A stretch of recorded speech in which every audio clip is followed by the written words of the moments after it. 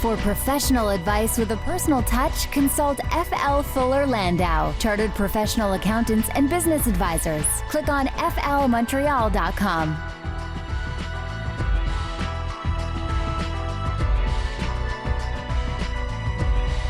Welcome to today's Entrepreneur, a program about the entrepreneurial spirit that drives Quebec business. My name is Dan Delmar, along with FL Fuller Landau's Josh Miller. Good evening, Josh. Hello, Dan. And tonight we're going to talk kombucha. On the program, we'll have Julian Giacomelli of Rise Kombucha, very popular product here in Montreal. And I've enjoyed it myself, and I have so many questions about this drink. What is in it? Why does it taste so interesting? There are secret recipes, that you can't divulge everything, but there's some aspects to it, Dan, that you'll find very interesting. So we'll take a look at Rise Kombucha in a little bit, but first, we'll also talk about HR on the program again tonight. We'll talk about how to coach your managers to be more effective within your organization. That's later in the program. But first, some of the entrepreneurial news of the week. A big sale in Montreal, a family company a Montreal-based company is selling turf, but having some issues in the States. Well, Field Turf is kind of a well-known company in Montreal. They've been selling turfs, or these artificial turfs for football fields and soccer fields and all that. But really, what came out of a story very recently, I believe it was in the Gazette or Financial Post, was that there were some defects in this field turf because it's basically it's a product that is meant to last for a long time, say a decade or plus, with a little bit of maintenance, not too much, but there were some problems with it, and it's not so much to highlight the problem with this company Field Turf. It's more to highlight the issue that it's all about quality, and we're going to talk about that with Julian soon with Rise Kombucha. Quality, if you can't get your quality down pat, somebody's going to find out. Somebody's going to find that defect. If you have the right product and enough people are using it, then you better make sure that your testing is done. And I know it's sometimes difficult to be totally perfect, but if you don't continually test your product and make sure it's right, it's the right thing out there, then you're a danger for somebody finding something wrong. And then, of course, what do? Dan, your PR, your communications, your crisis management, sometimes something bad happens, you better jump on it right away. If you don't, it'll make things even worse. What advice would you give to companies like this who are having some trouble in the States? How do you save the brand? Do you send them perhaps replacements for free? Do you take a hit, even if it costs you your year? Well, there's no questions. If you want to continue selling in a market, you better clean up your reputation real quick. I don't care if it's the U.S. or Canada or wherever. You better clean up your reputation real quick. However, you also have to do the cost benefit. What is it going to cost you to fix it? This is not something that's 10 square meters. This is a football field. This is a major investment. And usually it's a lot of municipalities and governments that are buying it because it's for schools and what have you.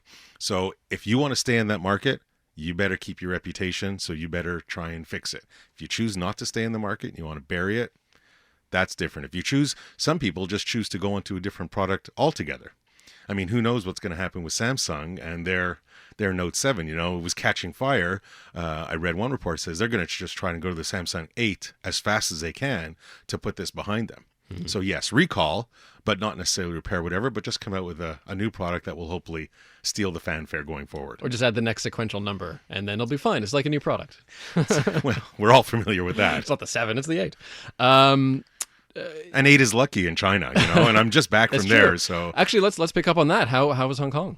Hong Kong is absolutely amazing, but I'll tell you, even Hong Kong and I like to call Hong Kong New York City on speed, because it's just so fast paced, and you just look at it and you see there's 327 skyscrapers, or tall buildings versus 115 or 16 in New York as a comparison, and things are such at a fast pace, it's absolutely unbelievable. However, it's not all rosy. There are still, I go there year after year. There are places that close, that don't stay open. There are some doors. You have some people and some friends that have had to leave jobs because it didn't work out or the company wasn't doing well.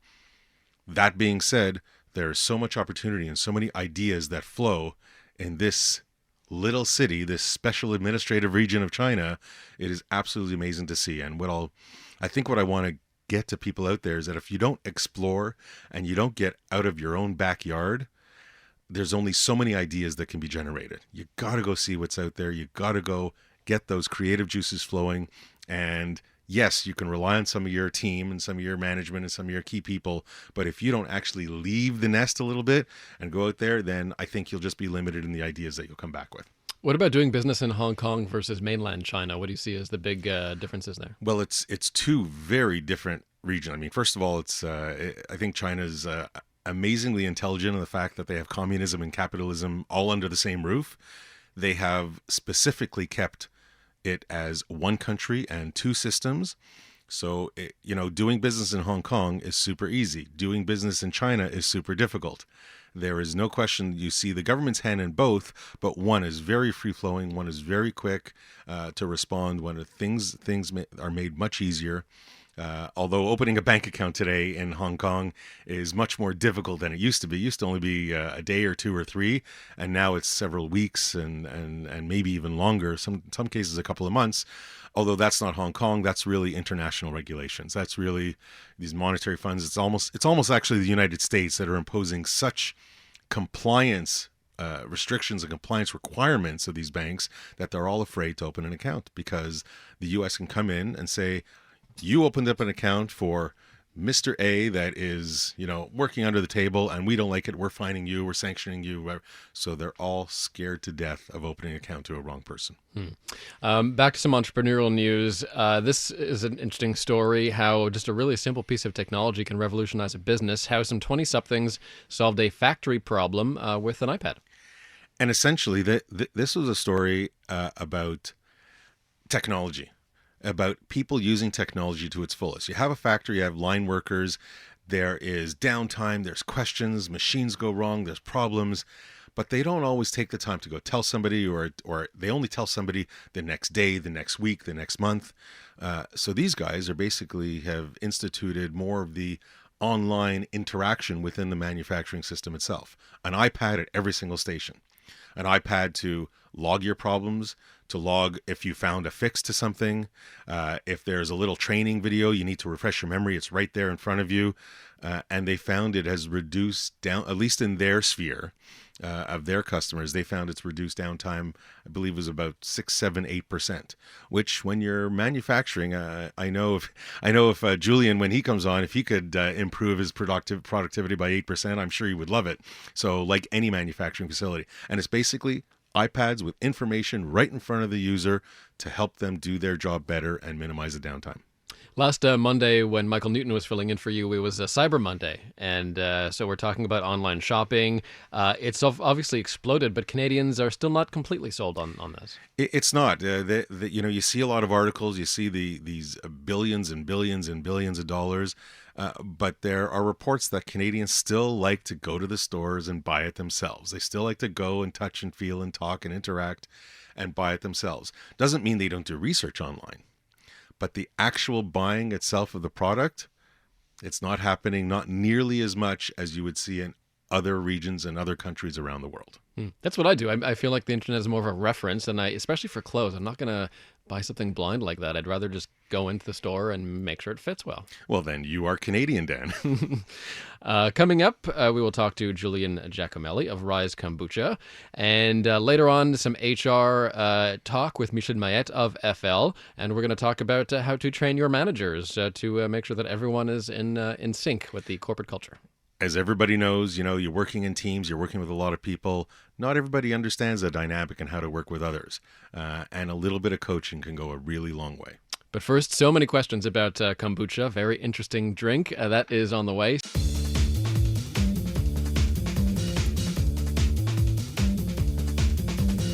For professional advice with a personal touch, consult FL Fuller Landau, Chartered Professional Accountants and Business Advisors. Click on flmontreal.com. 7:20 on today's Entrepreneur, inspiring stories from outstanding business people. Dan Delmar and FL's Josh Miller with you. And our guest this evening is Julian Giacomelli of Rise Kombucha. Julian, welcome to CJAD. Hey, welcome, guys. Thanks for having me. So I have a couple questions first off the bat. Tell me about the company, Rise Kombucha, and also about the drink, because I had kombucha many times, including yours, and I still don't know exactly what it is. Can you tell me about both the company and the product? So I guess first the easy question first. So the company, we're Montreal-based, started 9 years ago. 3 original founders and myself came together in a hip and cool Mile End loft, near where Arcade Fire used to practice. And now we've grown steadily over the years. 9 years later, we're about 100 employees, and we have a 20,000 square foot facility in St. Leonard.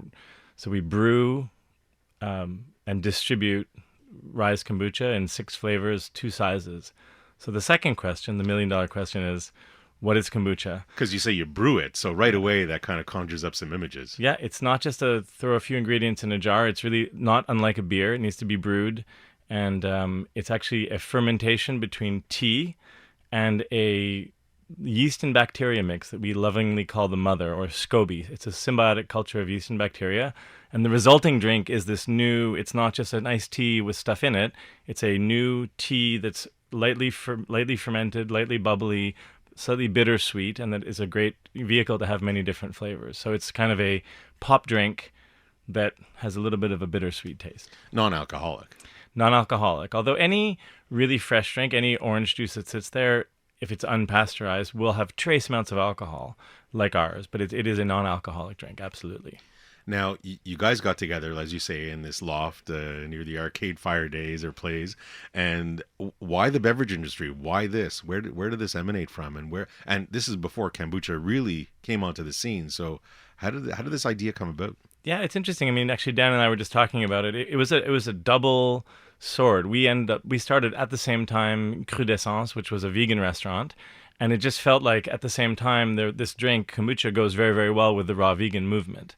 So we had all experienced raw veganism outside of Canada. I saw it a lot in New York and LA, and I had my first kombucha out in California. And so we just launched these 2 things together because, in fact, it was the same customer set, even though there were 2 very, very different companies. So that's why kombucha. It just really felt like the appropriate thing to have, and we really enjoyed kombucha from the U.S. and decided it was time to make a great kombucha in Canada. And it's super interesting that you get into a market where you're not joining a whole bunch of others, but you're really leading it. So when we come back from the break, we'll talk about those first steps, about being a real market leader and how you kind of educate and get people to know that it's the right drink for them. We're chatting with Julian Giacomelli of Rise Kombucha this evening on Today's Entrepreneur. For professional advice with a personal touch, consult FL Fuller Landau, Chartered Professional Accountants and Business Advisors. Click on flmontreal.com. Julian Giacomelli of Rise Kombucha joins us this evening. We'll talk HR a little bit later in the program. But first, Julian, I mean, you go everywhere in Montreal. It seems like Rise Kombucha is all over the place. Safe to say you're the market leader here in town. How did you carve out that business when a lot of people like me just had no idea what the drink was? Yeah, it's a great question. I think that we really still consider ourselves almost educators first. It was both true of the restaurant and especially of the drink, where I don't know how many times at how many shows and how many places I've had to explain what kombucha is. Kombucha. It's so we would drag the bottles around to, first and foremost, to the healthy stores, the small and the medium sized organic stores, where there was more openness for this type of thing, and it started to do well. And at the restaurant, and then slowly but surely, it's really, really, really been word of mouth, popularity. You get a star appeal, you get a few athletes that like it, and all of a sudden it just snowballs from there. So did you actually have a marketing plan going into it, or you basically made your product, it was great, and handed it to a whole bunch of people? I wish it were this easy for other folks, and honestly, it hasn't been easy. But in that particular regard, we just made a great kombucha and have been effectively doing our best to keep up with demand ever since. We've had no marketing plan.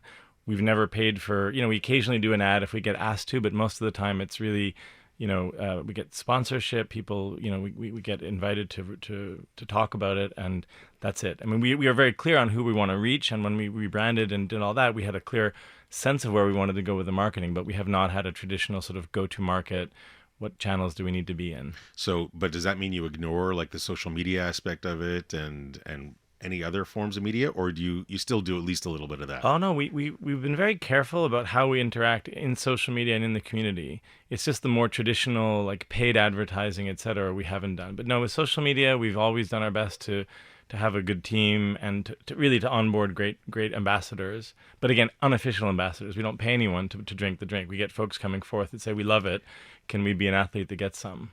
So, did you get athletes to endorse your product? Yeah, I mean, one of our investors is Georges Larac, and he loves it. And he had a big thing with Pacioretty a couple of years ago where they had a little competition who could, make a worse pronunciation of it. We've had, not... You can take the whole Habs lineup and figure that one Yeah, out. we're working on trying to get a fridge in the dressing room. So far, it hasn't happened. But, we have had across the different types of athletes, performance athletes, dancers, et cetera, that have really, helped us. And, a few stars as well. Now, do you kind of work on certainly taglines or get people, how do you get them to remember you? I think in our case, we tried to, in a packaged good, it's all about the actual package. So I think that in our case, folks even know the drink before they've tried it because it's a very bold packaging that's quite different from a lot of the kombuchas that were out there. So we made a real effort to differentiate ourselves from, but not necessarily distance ourselves. Like, we still love the same healthy consumers, but every other kombucha bottle has, peace and love and love yourself and a mandala on it. And we just decided to make it a clear, bold, very grabbing attention. So, it's partly the look and feel. And I guess we have had a couple of interesting taglines. We say perfectly off, which we like a lot, or oddly delicious. Mm-hmm. So really drawing attention to the fact that first time you have a kombucha and a rise, it is a little bit different. You don't really know what to expect, and it's not like anything else out there. So we make that part of the intro. It's like, oh, that kombucha stuff, it's true. That might have little floating bits in it. Well, marketing is only one aspect. I mean, you have to make the drink, and so quality is number one. Certainly manufacturing, that's an aspect. Distribution, I mean, there's so many other areas we'll cover when we come back from the break. Chatting with Julian Giacomelli of Rise Kombucha. For professional advice with a personal touch, consult FL Fuller Landau, Chartered Professional Accountants and Business Advisors. Click on flmontreal.com.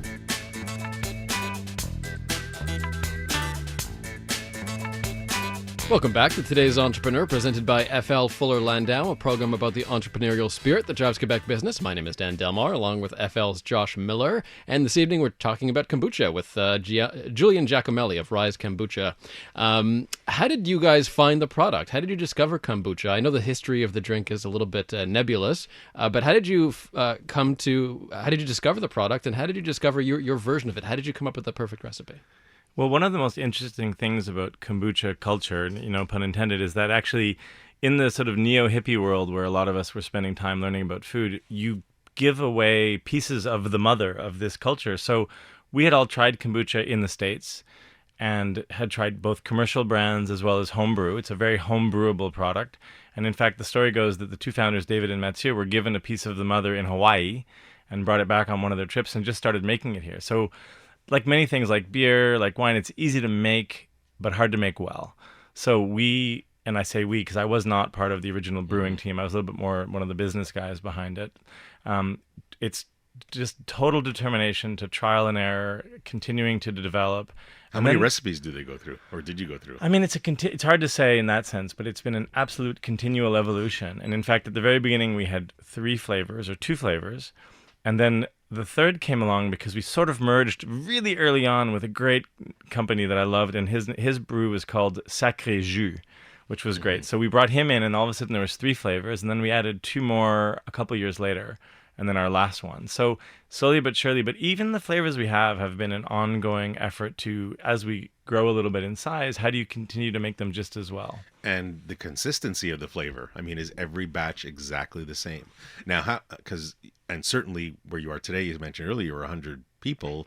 At the beginning, you were operating out of a loft or small place. So, to make batches that are a certain size versus scaling up must be challenging. So how do you keep that consistency? Yeah, I mean, clearly it's not the same process exactly as it was when we were making it in a 5-gallon pail as we are when we're making it in a 10,000 liter brewing container. However, we are committed to trying to make it taste as much as the same as possible. Even on a good day, given temperature variations and all that, it's an artisanal product that's batch brewed. So we have some differences in flavor from time to time. The green tea comes in and it's a little bit different. So that's okay. We actually like the fact that it's a little bit different. So it's like, how do you play between making it really replicable and so the customer likes it, but it's like every batch is a little bit different.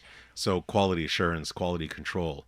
I mean, that also must be a constant. And like you have a taste tester and a master brewer. I mean, Yeah. how involved is that process, and how constant is it? Yeah, well, Daily? we have again evolved through the years as we've grown in batch size and production to now the point where we do have a team of brewers, and we have a team of quality control technicians that taste not just the finished batch, but actually they taste at different points along the fermentation, so that we know that the batches are evolving well. So in effect, and as we're getting larger and are working with some of the big retailers, we now need to have even more stringent quality control in place. So we're not just testing for taste anymore, but also a lot of other parameters. So that that helps us keep control over what we're doing. And every now and then, although I hate it when it happens, we have to occasionally toss a batch or at least refine a batch so that if it's not to our quality standards, we won't put it out there. Now, how did you find the scaling from smaller to large? Was it a big learning curve? Was it just a question of going from that 5 gallon pail to the 10,000 liter tank at the snap of a finger? Or is it really, there's a whole, call it chemistry process to it? Yeah, a bit of both. I mean, we've stepped up in our batch size probably 10 times in the last 8 years. So it's not all the time. So, it's like I was saying, I first met, it's like getting your kids that new pair of pants. So at the beginning, the pants are a bit big, and then you allow them to grow until they're a little bit short. In our case, we'll step up into the terms of the size we're doing, which means we have to upgrade a lot of the equipment. And at the beginning, that first time we step up, we have a lot of work to do to make sure that the batch is good. And then you learn, it's not just a scaled recipe, you learn how to make it a bit different at each size. So it's been a fairly constant learning curve, and needing to look all the time at how we're making it so that as we grow, it's as good. If not, I mean, my goal is to make it better as we grow, and not the opposite. A lot of companies, you'll be like, well, it was great when they were tiny, but as it got bigger, they just diluted the thing. We want the opposite, that as we grow and have this science team around us, we still bring all the great power of the kombucha brewers we have, but with more of the scientific side to it. Certainly, it's been a great story of growth. Do you wait until you hit capacity and then decide to grow? Do you have a trend? Do you guys have a vision that says, you know what, we're at 75%, see, great, it's really on the upswing, we better look to increase our capacity now? Yeah, I mean, I guess we've always needed to look ahead, and we have a certain amount of seasonality. So what ends up happening is in the warmer months of May to September, we tend to have been stocked out every year that we've been in production, which means we get to September sweating and say, oh my God, okay, so how on earth are we going to make sure that next May we can make more? So in a sense, it's been, you max out and then you take the time to be ready for the next scale up and hope that you have the money to be able to do it, and et cetera. And again, we're doing it right now. We're getting ready for a next scale up. And the same with distribution. I mean, at first, you were on your own trucks and distributing it, and that evolved. Do you now have outside distributors? Yeah, it's a good point. We started being entirely self-distributed to maybe get to about 70 or 80 stores in the Montreal area, and then we jumped on our first distributor jumped on board, who's still with us. And fast forward 7 years, we now work with 12 distributors across Canada, from different channels like the healthy retail channel or the conventional channel to some food service channels. And we still have Rise distribution that takes out to about 800 accounts around Quebec on 3 trucks daily. And that management of that distribution network is one of the most important things going forward, to make sure it's the right group of folks that are in the right stores and we manage and work with them well. And of course, it's across Canada as well, is it not? Yep, we're across Canada in about 4,000 points of sale. Still, probably not the majority, but the biggest chunk in Quebec, but Ontario and all the way out to the prairies, some in the Maritimes as well. And we just sneak a few bottles across the border to Vermont, but just a few. Excellent. Now, and of course, we don't have much time left, but it takes, you said you're a team of 100 people. It certainly takes a good core key group. How do you find your people? Was it difficult to find your people and your growth? Historically in both companies, because of it's a passion project that attracts a certain type of folks, we've generally had a pretty, not easy time, but we've had a lot of interest in the company. That being said, through this business and other times in my past, hiring, motivating, and retaining people is the make or break of any company, especially once you get going like us, where you've got something good going on. So we work really hard at it, and there's no we find them through different ways, and we work hard to keep them and work well with them. And I imagine it has to do a lot with culture. So I guess my 2 questions are: how do you keep your culture when you start from 5 people to 95 people? And second is, at what point do you have to go? Do you go from informal to more formal processes? Yeah, I mean, hopefully never fully.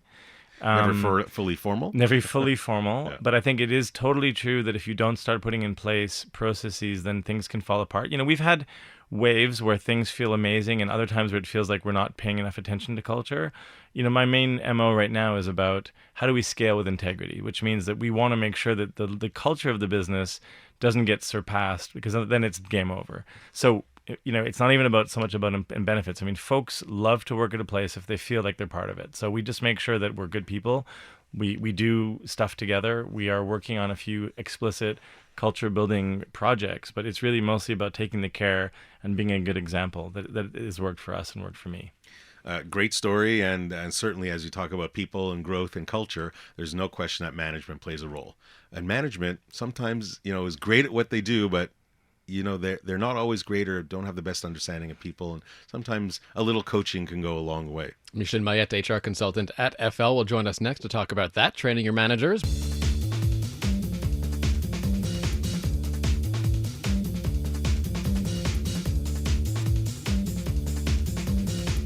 For professional advice with a personal touch, consult FL Fuller Landau, Chartered Professional Accountants and Business Advisors. Click on flmontreal.com. We're chatting with Julian Giacomelli of Rise Kombucha. Plus, we'll have his one piece of advice for today's entrepreneur on the way. And now we welcome Micheline Mailet, HR consultant at Fuller Landau, to talk about training your managers. Welcome back, Micheline. Thanks, Dan. And Josh, sometimes even the higher-ups aren't quite familiar with the company culture, and it's important that everyone's on the same page. I think coaching really hits all different levels in the company, but there's no question that as people move up the ladder, and you're great at doing your job, but are you great at talking with people and helping them do their job?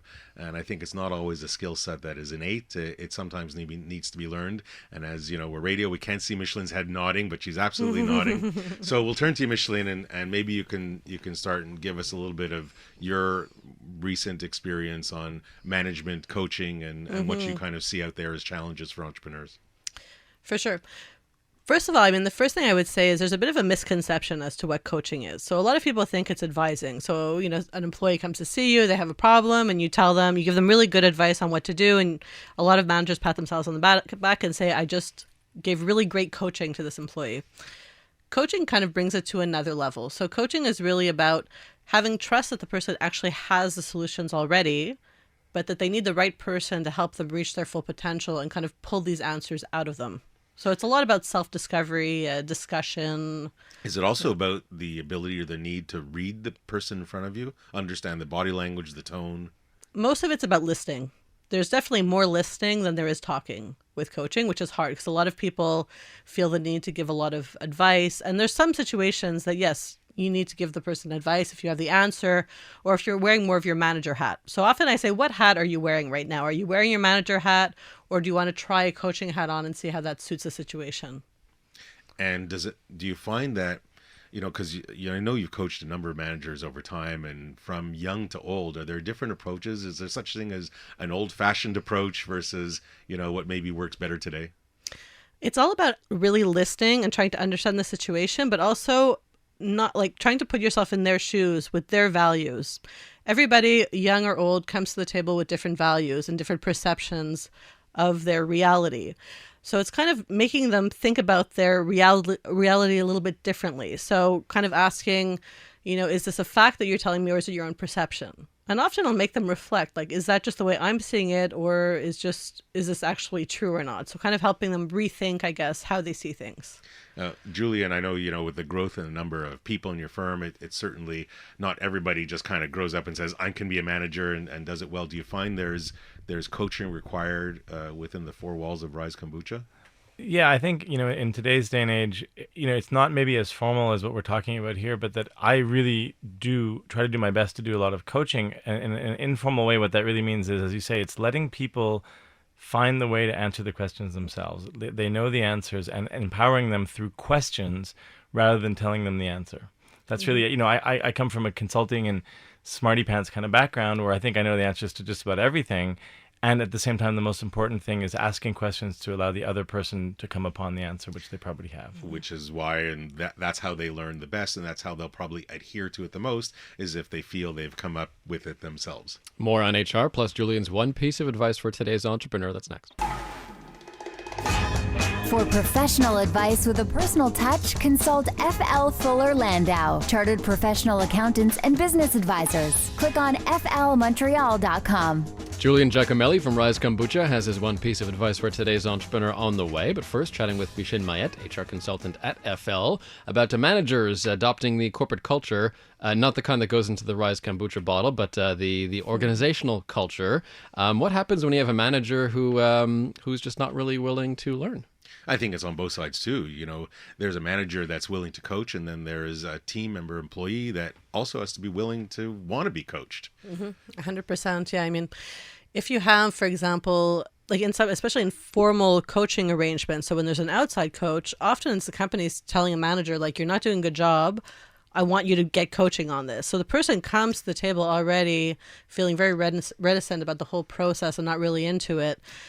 So it makes it very difficult because the person really has to want to learn something from it. When it's more of an employee comes to their manager, if they're resistant to it, then again, it's asking, does this employee want to be managed? Do they want advice, or do they actually want to be coached? So sometimes it's just a question of making the employee aware of what is the difference between the approaches, and are they interested in exploring that, that solution. And then, of course, follow up. I mean, you want to make sure that people get the objectives, that they follow through on them. So how do you deal with that? Well, that's the number one benefit of coaching, rather than going to a training course, for example, for a day, is they leave with nothing really to do. Every time you meet somebody for coaching, you're supposed to end with actions that they're supposed to take between the next time you meet them. So there's always an action plan at the end. So that's why it produces typically better results than training. Would you can we replace mentoring with coaching? They're very different, so it's not the same type of role. Mentoring is more often somebody a bit more senior or experienced who takes somebody kind of under their wing, to whether it's introducing them to clients, contacts, giving them kind of more of advice in terms of their everyday work. Excellent. Listen, there's no doubt that coaching plays a role in most organizations, but everybody's got to be willing to learn. Yeah, for sure. And as we approach the last moment of our show, we'll, as we do each week, we'll turn to our guests and say, Julian, what would be your one piece of advice for today's entrepreneur? Well, what I would say, guys, is that it's super important to connect to your passion. We're out there trying to find the solution to a new problem and be smarter than the next person. But my experience has been, can you bring more of you into the good or service that you're trying to bring into the world? And that'll really make a better chance of success. I think it's great, and I think Dan, it's a great story. Thank you, Julian, very much. There's certain growth, and there's a lot of parts that we didn't hit, but I would say there's also an interesting factor. We talk with entrepreneurs, Dan, and one of the common aspects is risk and the level of risk that they take on, and entering a market, becoming that market leader. Whether it's the world or just simply a region, takes a lot of guts, takes a lot of risk. Thankfully, there's some partners that come with it, so you don't bear the risk alone. But there's no question that entrepreneurial spirit must embody that certain amount of risk. Of course, that is driven by passion, no doubt, because then you won't necessarily take the leap of faith that happens. So I say this is a great story about entrepreneurial risk, and kudos to Julian and Rise Kombucha. Especially with a product that a lot of people have never heard of. So congrats, Julian, on your success. Julian Giacomelli of Rise Kombucha, thanks for stopping by. Thanks for having me, guys. Thanks for Micheline Mailet, of course, HR consultant at FL. Josh, we'll see you next week, next Monday night at 7 p.m. here on News Talk Radio, CJAD 800. The Night Side with John Paul is next.